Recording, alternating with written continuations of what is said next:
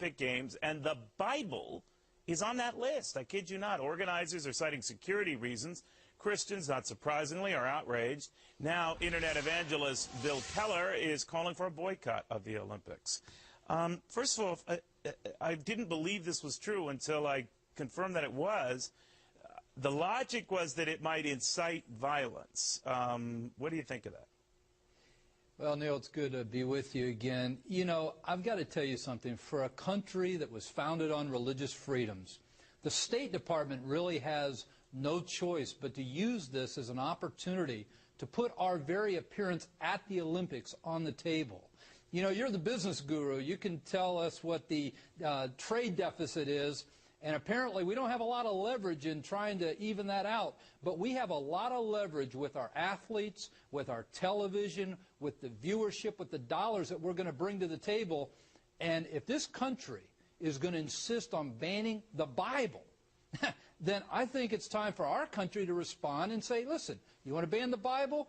Then we aren't showing up. Well, you know, Bill, I would go one step further. What I couldn't get an answer to before coming up here, so it might not be that it's not the case, or just that I didn't get an answer, is whether the Quran is similarly sworn off that list. Interesting, though, the Quran wasn't on that list. So, all right, then, if that is the case, you have to wonder what kind of tone is here and who that's being preached to. Well, here's what's really happening, Neil. We send out about 2.5 million emails a day to our subscribers around the world.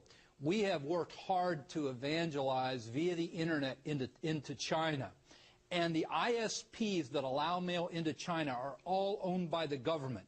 Every email we send that has Christian content is immediately wiped off the servers. They never get to their destination.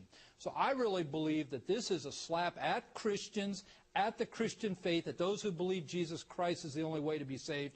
And I think this country, the government of this country, needs to show some leadership and say, listen, you don't want our Bible in your country, then you don't need our athletes in your country. But we're not going to do that. And then the message to China is we're okay doing this, right? You can do whatever you want. Hey, you know what, though? How can you blame China when you have people like Kathy Griffin and Bill Maher and George Carlin who make millions of dollars a year bashing Christians? I mean, all they got to do is turn on our television, and they can see that Christians are fair game here, so why not over there? Well, Bill, you raise a very good point. Good series of points. Bill Keller, thank you very much.